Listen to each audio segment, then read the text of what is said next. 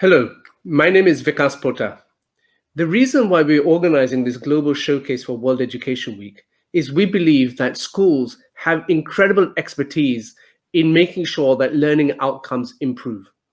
Given the state of the world, we want to see the expertise from this particular school being replicated in schools all over our planet so that the world becomes better for everyone.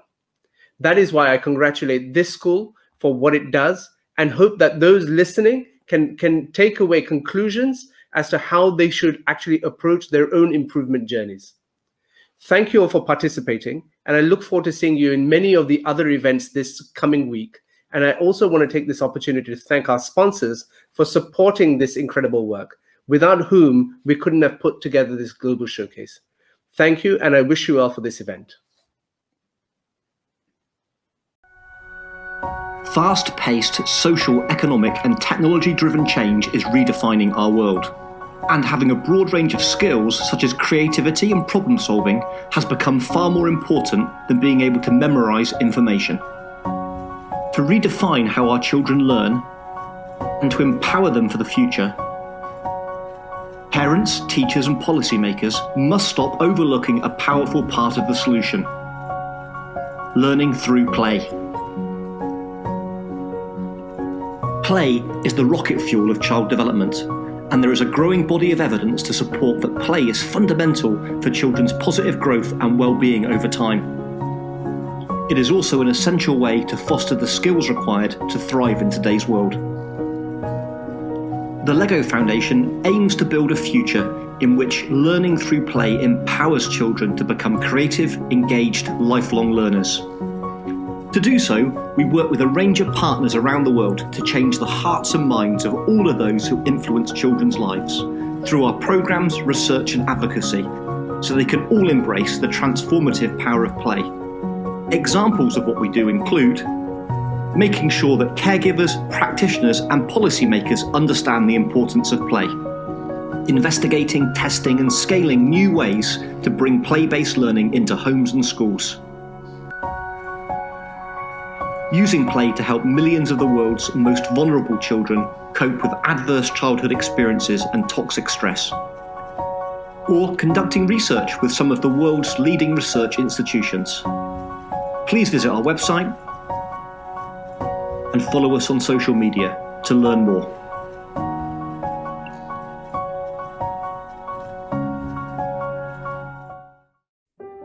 Language connects us all. It's how friendships are formed, ideas are shared, and lessons are learned. Language is how we find understanding and express love. It's how we communicate our successes, both big and small. It lays the groundwork for learning and growth. And for an increasingly diverse student population, it can be the key to achievement in school and beyond. That's why Rosetta Stone Education is dedicated to language and literacy. We offer solutions designed to support teachers and their emergent bilingual students, recognizing and celebrating the knowledge, culture, and languages they bring to our classrooms.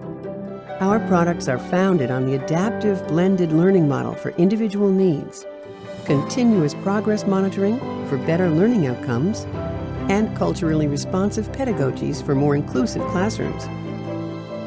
With solutions aligned with proficiency standards, we support language learning while exploring academic subject areas, paving the way to better outcomes. Because for all of us, language is everything.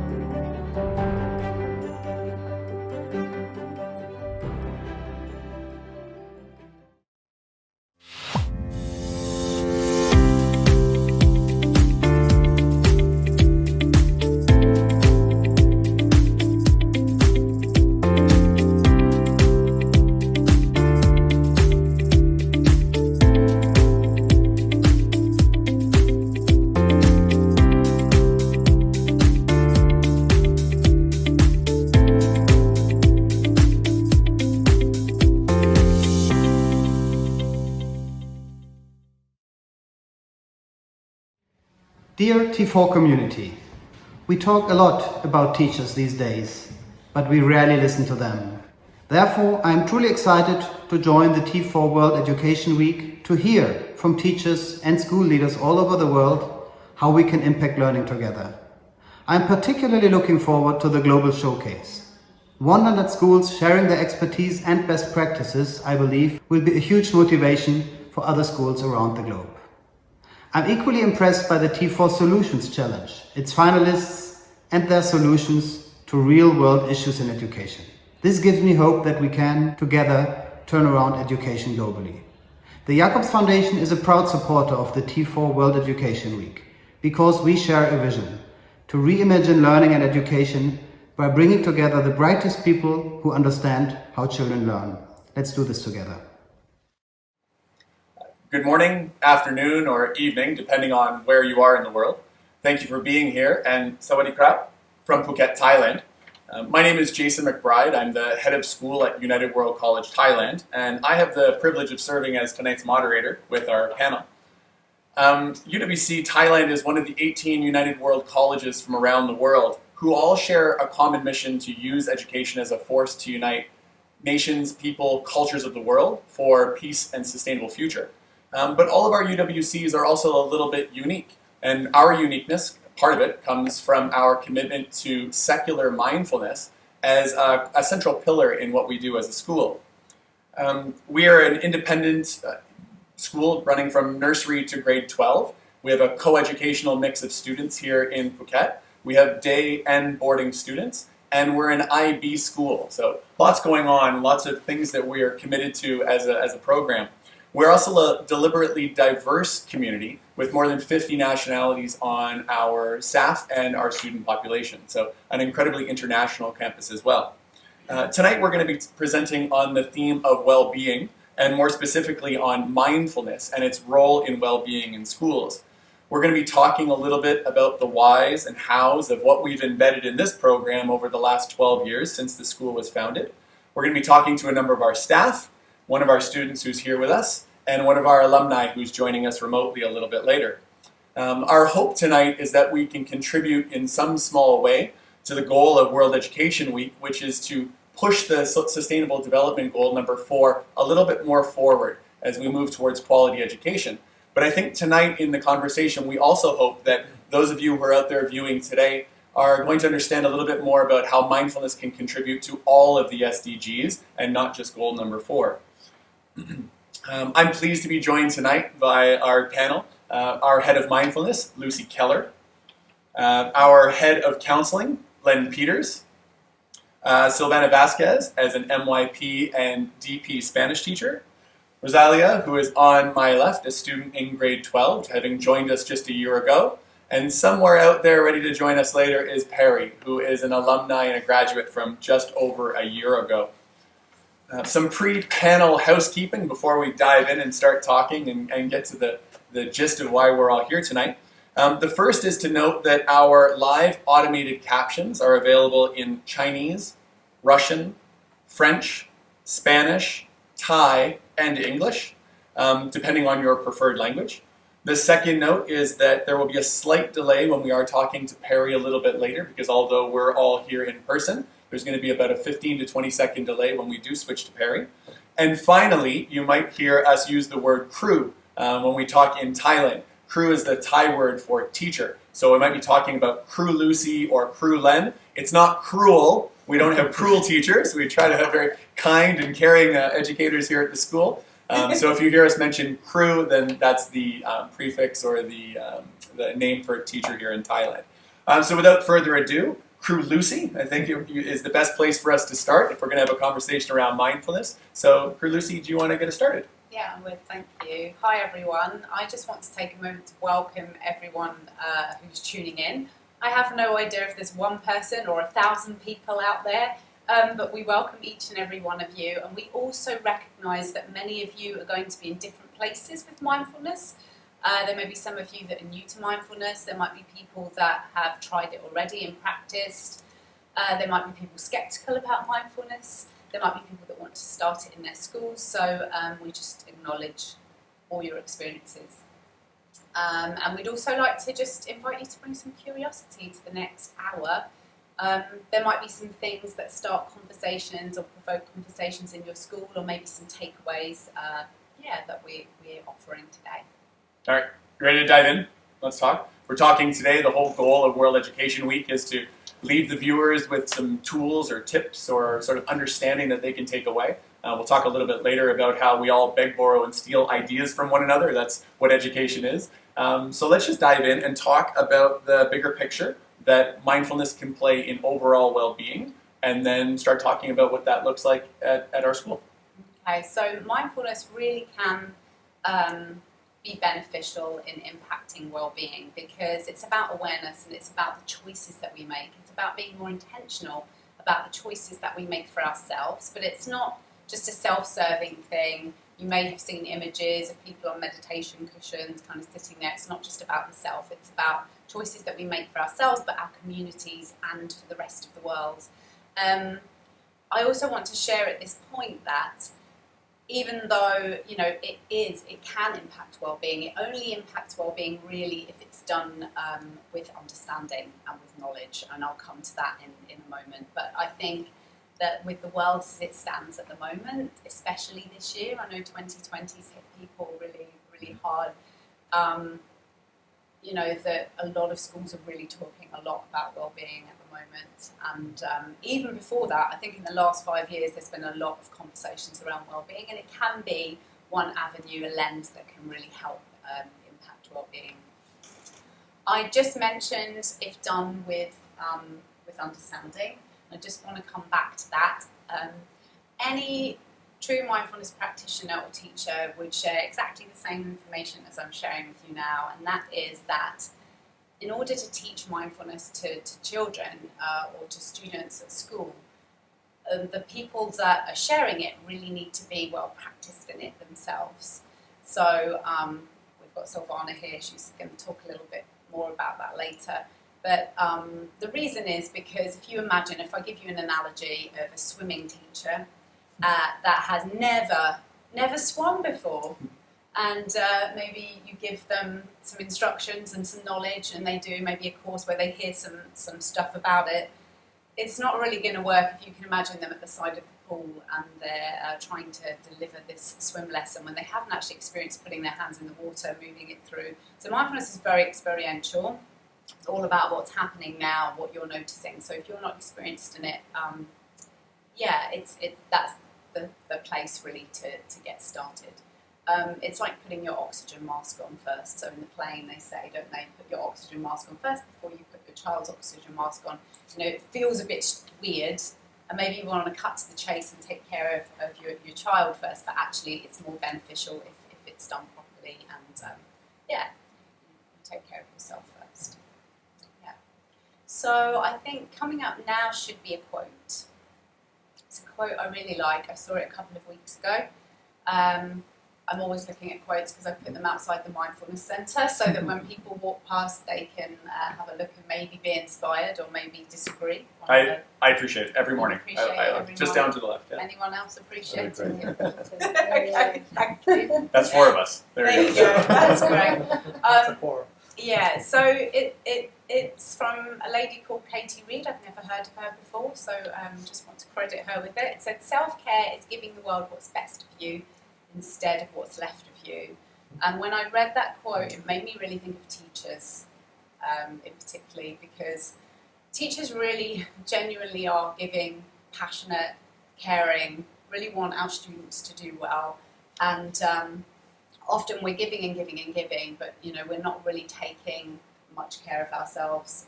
If you think about your day, a typical day, if you're a teacher out there, and I'm sure most people are, there might be people who are not, and welcome to, but if you just think about your typical day and what that looks like, there's many obstacles and challenges I think we face as teachers in just taking a moment to look after ourselves. And there's going to be different experiences, there's going to be different contexts, different schools. However, I think there are a few that could be universal. Time being one of them. Having too much time. Too much time? No, it's never enough time. Never enough time, yeah, never enough time. Yeah, so never enough time, or very, very, we're timetabled people, right? Secondly, guilt. So because we are in that kind of caring role, often to put ourselves first or say, I'm going to do this for myself now, we always think, oh, but I could be doing this. I could be doing this for my class. I could be doing this. And then we end up kind of leaving ourselves till last, really. Another thing is that maybe you have really long to-do lists. To be honest, I think we all have those, and they're kind of perpetual. They don't ever go away, and we say, oh, I'm just going to finish all these things and then I'll take care of myself. But that to-do list never really goes away. And you can think about your own experience, and there are other obstacles. I remember when I used to teach in early years, we didn't even really get to go to the toilet. So there are obstacles. And I think as well, the world is vying for our attention, isn't it? There's so much stimuli out there. There's so much technology out there. It's hard to know what to attend to, and usually we're last. I don't know if you've ever had the experience of driving somewhere and you've got there and then you've kind of gone, oh my goodness, I don't even remember. How did I get here? How did I get here? So that's common. Or you've been kind of scrolling through Facebook and then you've realised that you've kind of spent an hour there because you came home from work and you just needed to kind of just de-stress. So, yeah, our minds are constantly caught up in many, many things in the future and in the past. I think in a Harvard study they said something almost half of the time, almost 50%, our minds are, rather than on the task that we're doing right now, they're somewhere else.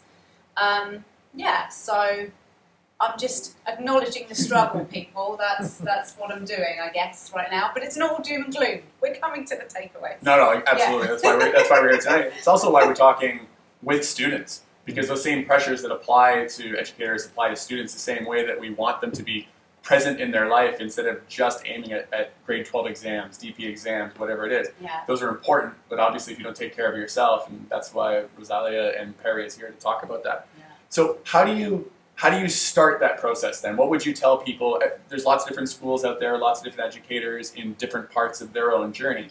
How do we start to break that cycle of the busyness, of the autopilot, or, we talk a lot about the being reactive and being choosing our direction rather than being reactive.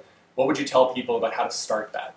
Okay, thank you. So this is where kind of the role of mindfulness comes in. So I think it helps to understand a little bit more about it. And as we go through the session, maybe you'll get more of a picture of it and we'll have a bit of a taster as well. I think the role of mindfulness has changed up some of our experiences on campus with that reaction kind of response idea. And how is because it's the practice of remembering to come back to the present moment and just be aware of what's happening right now, but not just kind of the things that are outside of us, things that are inside of us, our thoughts, our emotions, our body. And when we start paying more attention to kind of what's going on in the moment, it opens up more choice points than when our mind's kind of busy and all over the place. And it becomes a way of being.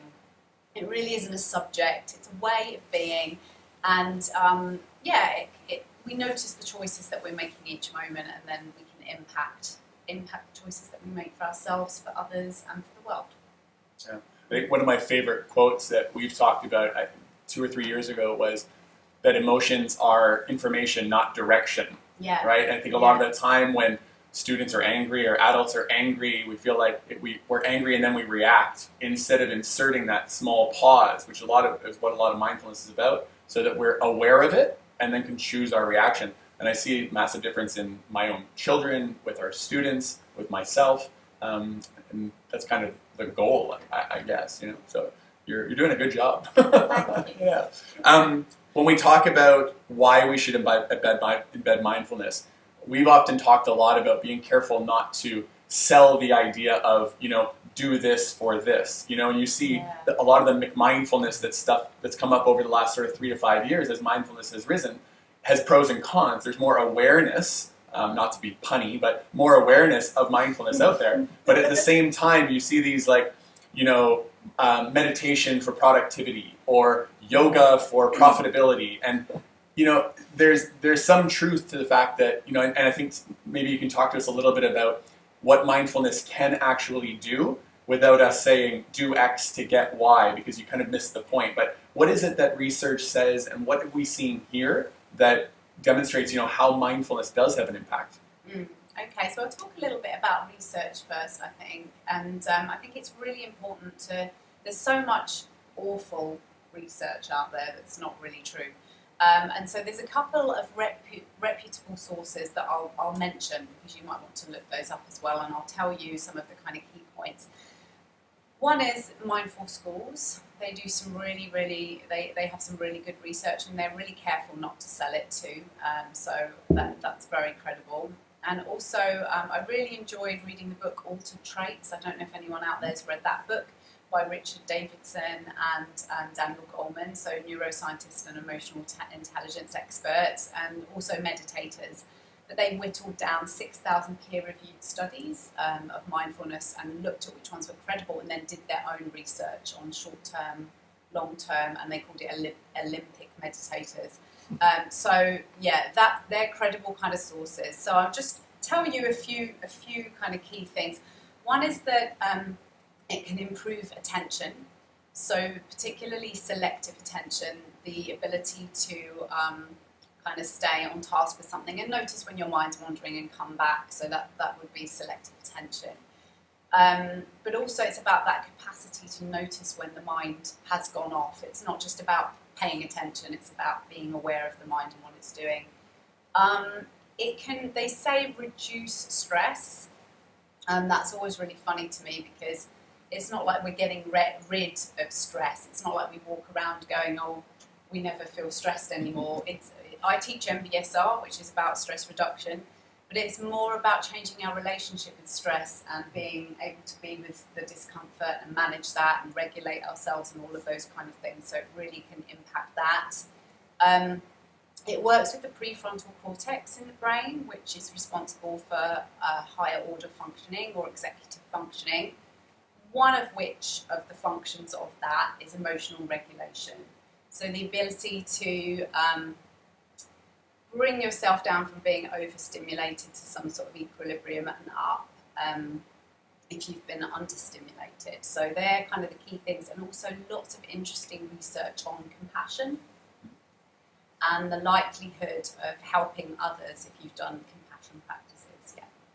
Right. And we have kids around campus, young kids who know about the flipping the lid piece, right, where our prefrontal cortex wraps over our limbic system and the security guard underneath, and we talk constantly about how you can process through those emotions. And it's amazing to see students who are 6, 7, 8 years old can understand that if you're angry or upset, you can flip your lid, but you can be in control, right? It might be a good time, we're talking a little bit about the why and the bigger picture, but maybe we can start drilling down. There will be a lot of educators on this call who are desperate to beg, borrow, and steal, like I said at the beginning, about what that actually looks like in school. So can we start drilling down into what that actually looks like? Yeah, so I'd say the first place to start is really about permission. Permission to stop. And that comes with cultivating a culture of just pausing and checking in. So, if there's a unity in people saying, you know what, actually, we just need to stop sometimes. We need to just take care of ourselves and we need to check in. And if there's a unity in that, that can really change up everything. So this is something that we do at UWCT at the beginning of meetings for teachers and at the beginning of the day for students, sometimes at the beginning of lessons if we feel like it's appropriate. And that is just this idea of pausing and checking in and really reading ourselves, and so that we can make choices for ourselves. So I think what would be a great idea is to invite you to do that for yourself, so that you can really experience and embody that. As we talked about, just practicing mindfulness itself is really the way that you know mindfulness. It's not me talking at you. So this is an invitation. Mindfulness is always an invitation. You don't have to step into it. You can just watch, or you might be curious about it. So in this practice, Just find yourself in a comfortable seat. Some of you will be on the floor at home, some of you on a chair. I have no idea how you're sitting, but it's helpful to kind of sit up tall. And it's also helpful to relax your shoulders. So we want to come in with a sense of presence and a sense of ease both.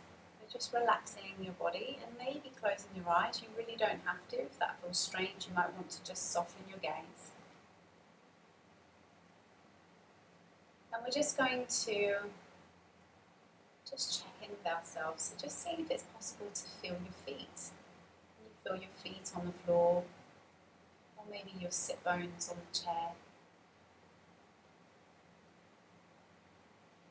Is it possible to be aware that you're here in the space that you're sitting in?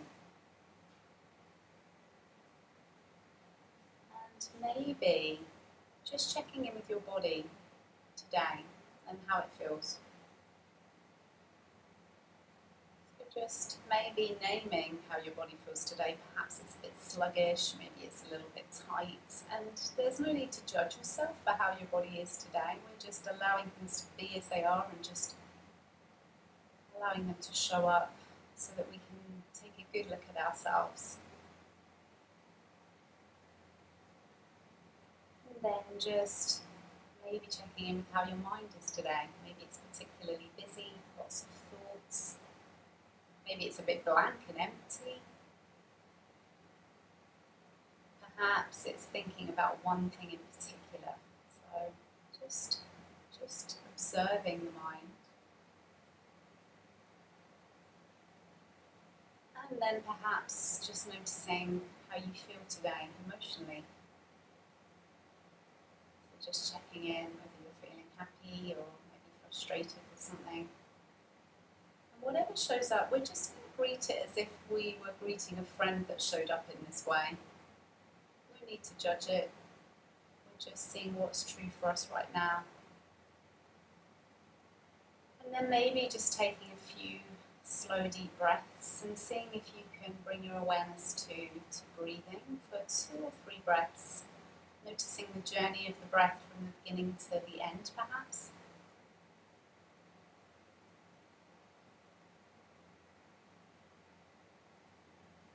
And then just asking yourself, what might be some choices that I could make, just based on what I just noticed.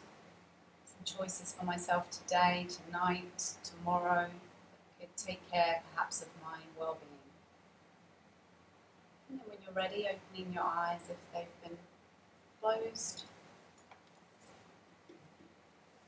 So just a simple check-in, and usually if I was doing this with students, we'd kind of talk about what came up, and we talk about it in a really non-judgmental way, so we get used to sharing, I had a lot of thoughts, I had a busy mind. Well, that's common.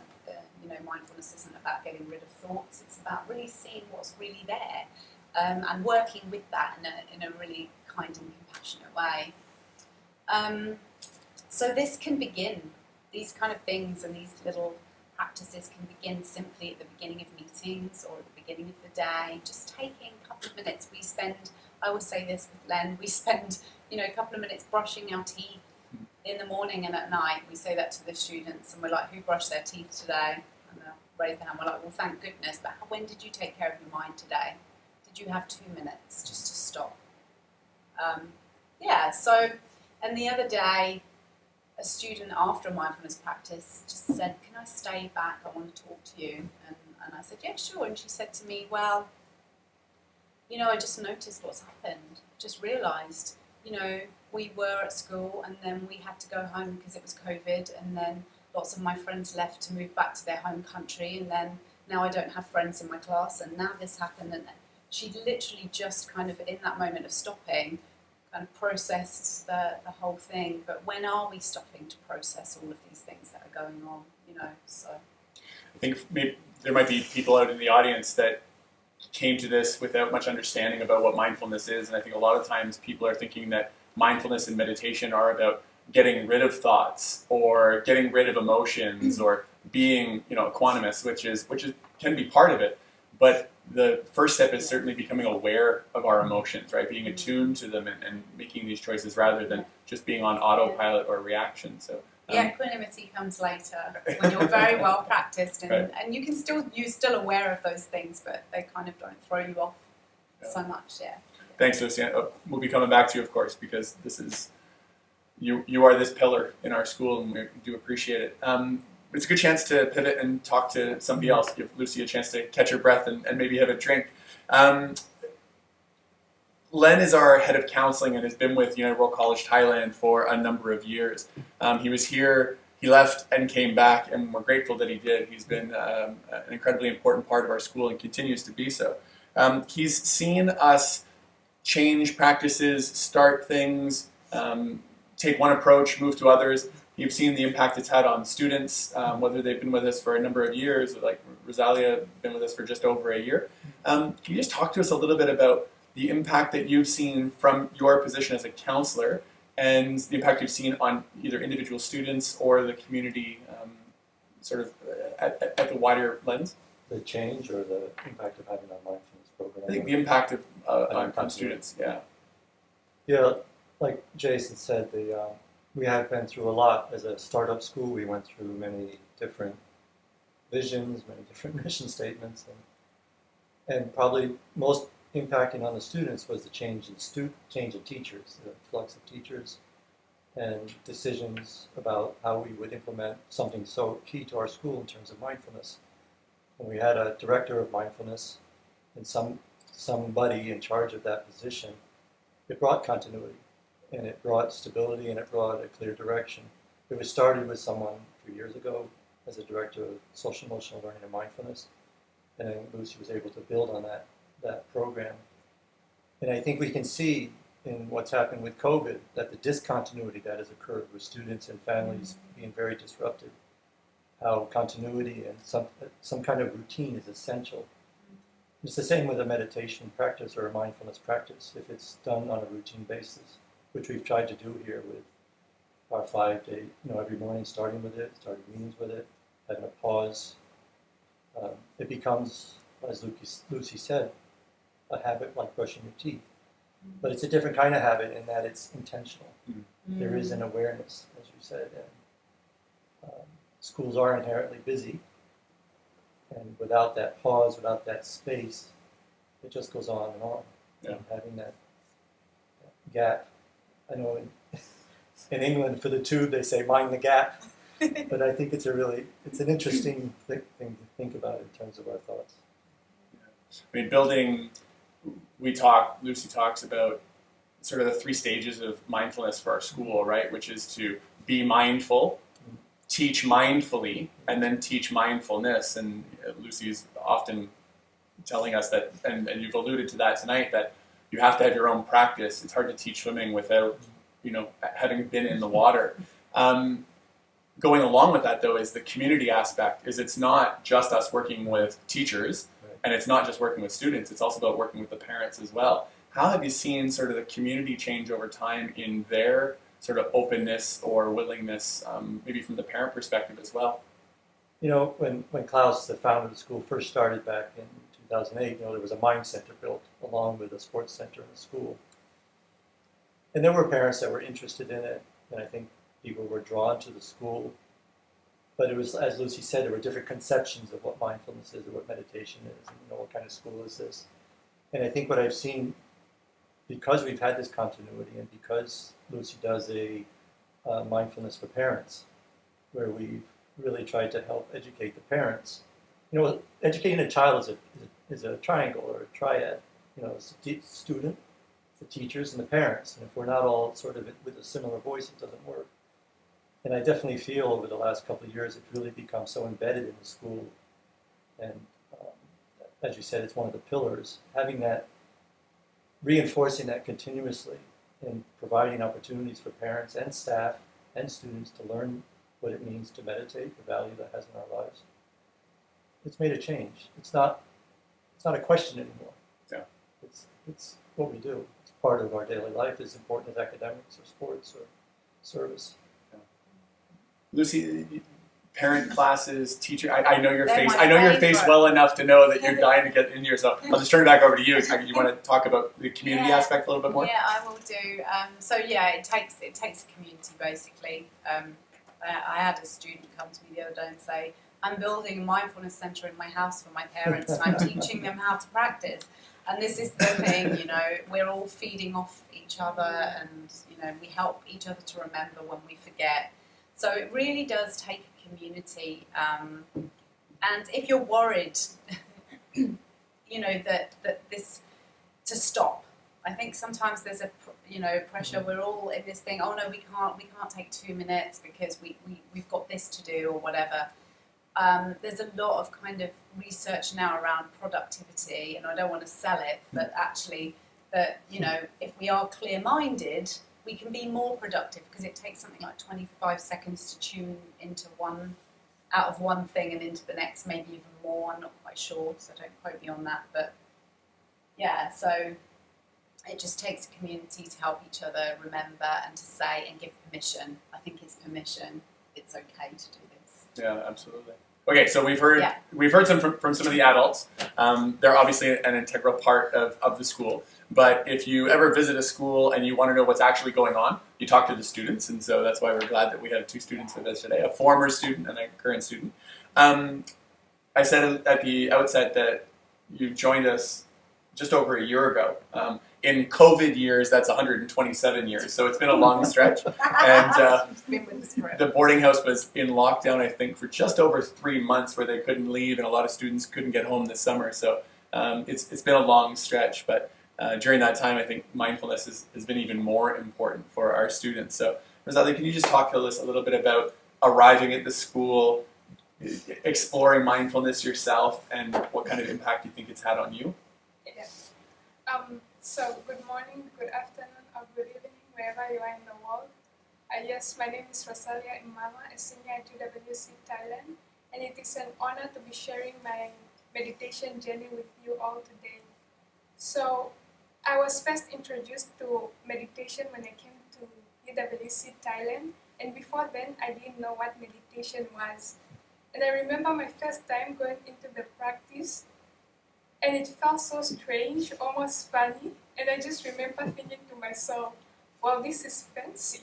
I was being taught how to connect with my inner emotions, my senses, my breath, and my heart rate. And I was just so curious, and I wanted to learn more because to me it felt like I was being taught to be kind to myself.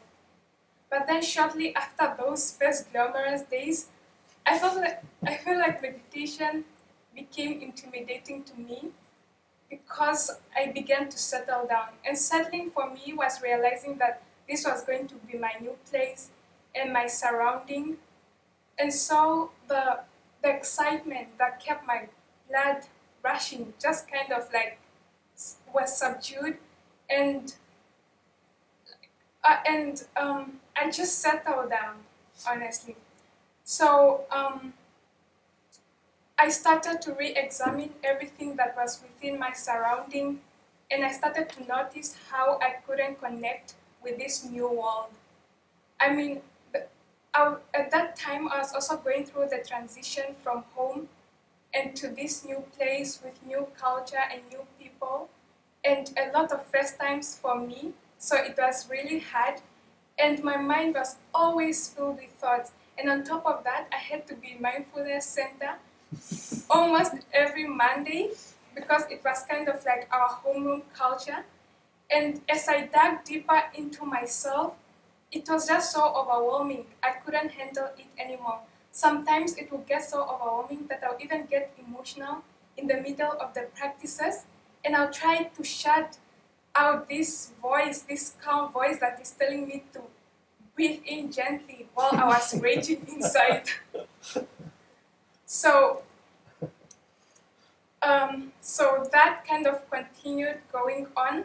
So honestly, at that point, I don't like to say that I was depressed, but I'd rather say I wasn't feeling okay and I wasn't willing to talk to anyone about what I was going through.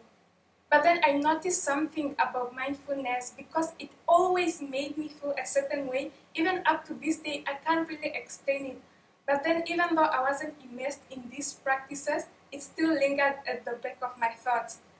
So when I became part of the wellbeing committee at my school, it was really a big push for me to kind of be part of the meditation community, because if I was going to help other people and contribute to the well-being of them, then I needed to be in a better mindset myself.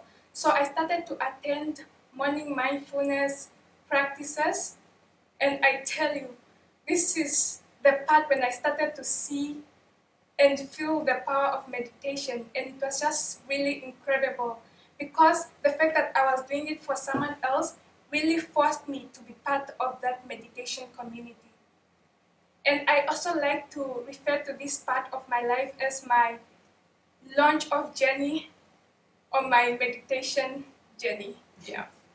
So that is when I also started to notice confidence in my speaking when I went to MUN Club, which is a club where we try to engage with global issues by coming up with feasible solutions. And trust me, I used to be this kid that would just come in the class and observe rather than engage in these conversations that were great, that I didn't even know were great back then. And I also witnessed a tremendous change in my relationship with teachers, because I used to play netball with teachers, and I would come and just be there to play netball, and every time I'll be thinking to myself, well, what are the teachers thinking about me? Do they think I'm doing things perfectly? Am I acting the way they expect me to act?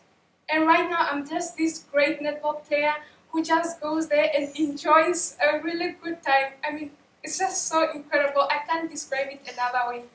And also, like, meditation has also made my days more relaxed. And my thoughts are also kind of concentrated, because on the days that I meditate, I've noticed that I think things through, and honestly, my day is just more relaxed. It's just better. I feel like my thoughts are more concentrated, and also I find it easier to concentrate in class, and I'm in a much better mood, and honestly, I'm just chilled. There's no other way to Chilled and to IV. That's a rarity. Chilled and IV. Yeah. Wow. and it's just She said she had a lot to say. And she I did know, I that. didn't know what she was going to say. Keep going. but- yeah. And also, like, with meditation also calms me down. When I start to get angry because of something or someone that is agitating me, I'm just a normal human being.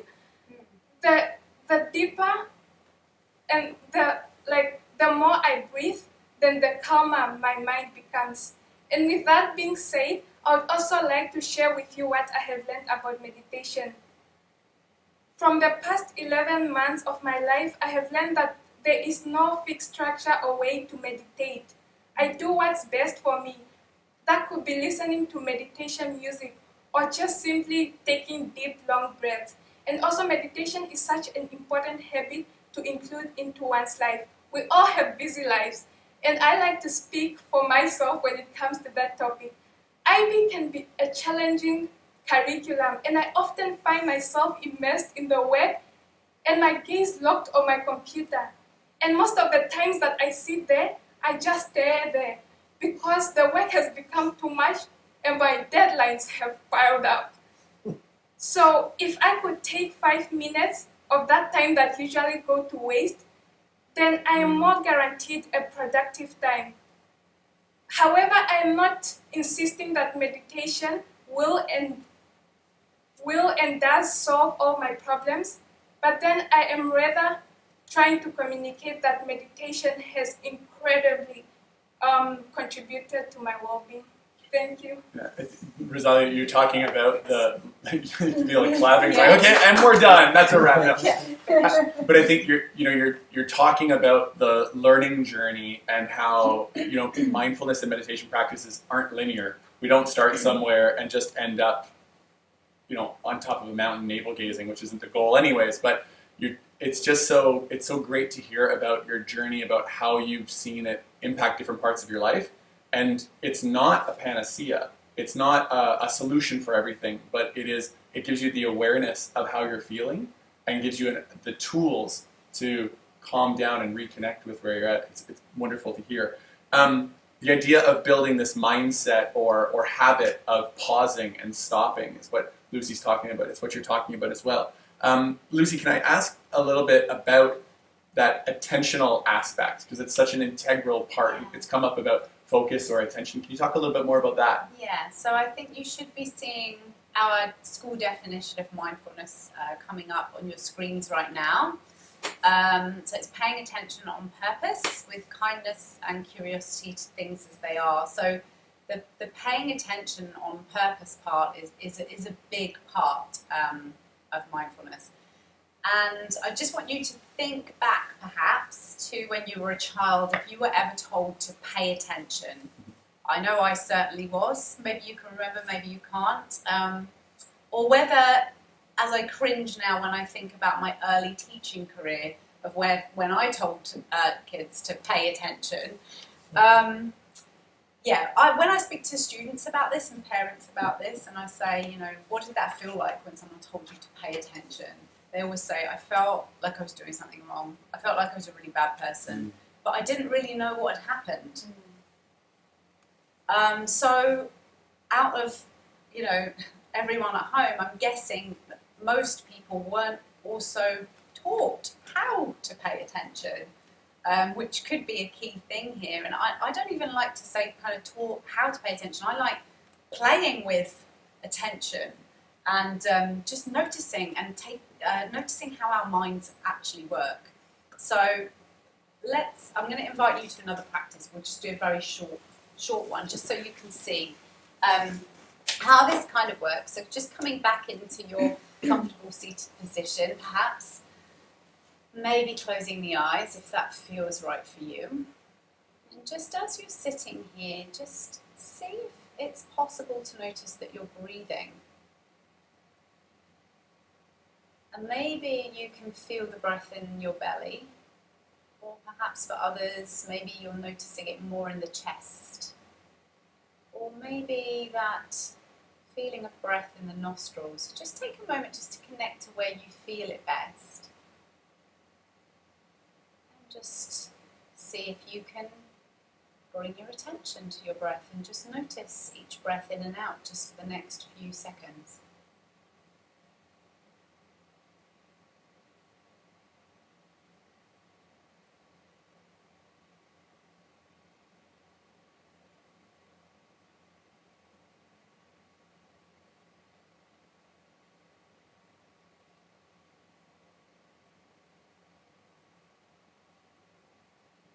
So when you're ready, just opening your eyes if you have them closed. If I asked you to raise your hands and I could see you now and said, did you have a thought? I'm guessing that everybody at home would have started at some point to think. And that's what happens, our minds wander. But what about if we were in a place where, as a student said to me in grade 1 a while back, Lucy, when you were giving the instructions just now, my mind wandered. And so I didn't get to hear them. Would you mind repeating them to me, please? What a powerful place that we could be in if people were able to be aware of that. So yeah, mindfulness is very much about, as Len said, it's very purposeful. It's about bringing awareness or attention to whatever it is that we're focusing on, and just noticing when our mind wanders and then bringing it back. So that's kind of a key part of it. It's bigger than that, but yeah. Sure. It's one of those foundational skills that we need for everything else. We've talked about how snipers have to pay incredible attention. They're very focused, but that we wouldn't necessarily say that a sniper is the pinnacle of mindfulness necessarily, right? You could have a mindful sniper out there, I suppose, but it's not necessarily what pops to mind when you think about mindful people. So there are other traits that we talk about that have to be partnered with this, the ability to focus, the ability to be aware and pay attention. Do you want to say a little bit about those? Yes, I would love to. So if you imagine just paying attention,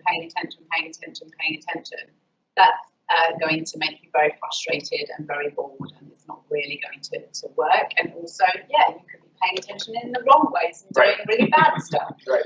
So yeah, I think you can see on the screen also there's this kindness and curiosity aspect and attitude that we bring to the practice, and it's something that we cultivate over time.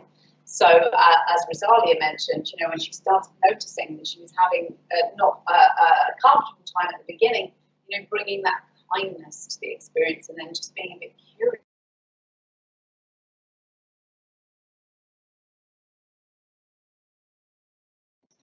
All these emotions. So it's not usually only us, it's happening to all of us. So just bringing that kindness to it. I think you mentioned at the beginning that sometimes mindfulness or meditation can feel a little bit like it's an inward focus rather than an outward focus. And I think that the ability to, or not the ability, but partnering that attention with kind of some curiosity also turns it back on the world and other people, not the planet and other people as well.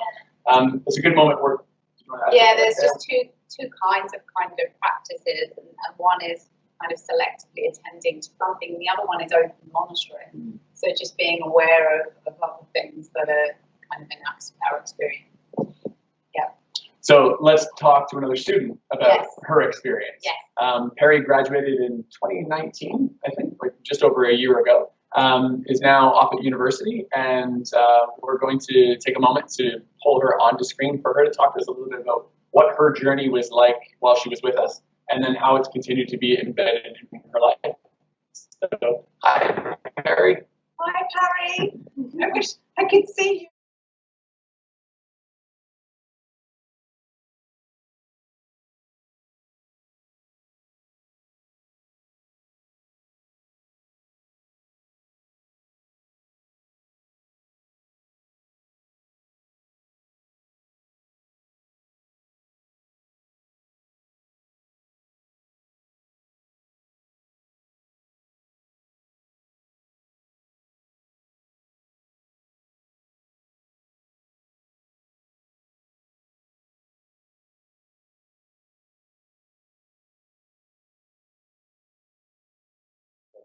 There we go. Yeah, so talk a little bit about getting over the guilt and embedding mindfulness in your life and the class.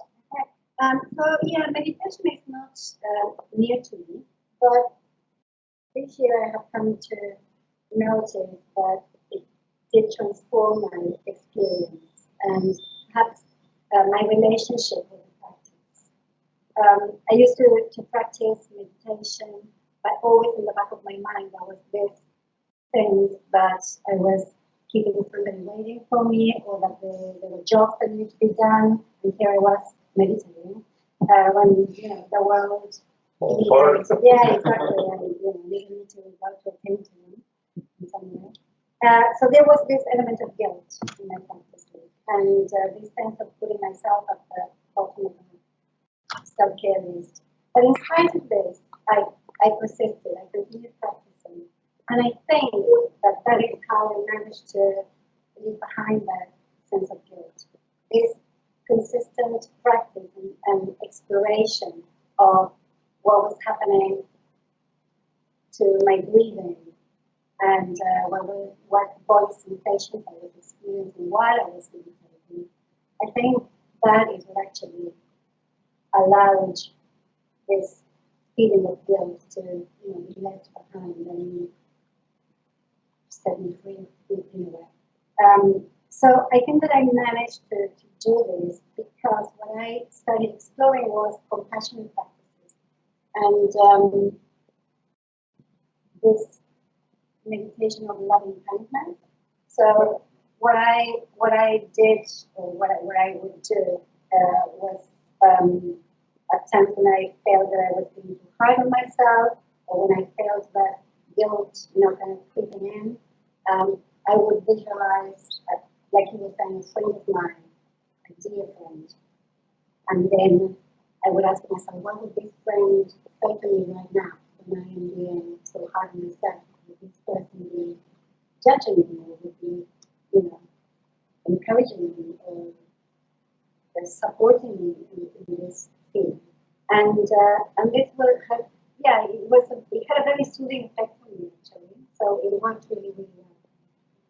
So I think that by becoming more aware of my feelings, emotions, while meditating, by creating a space in my life to consistently practice meditating, I have become a more mindful teacher.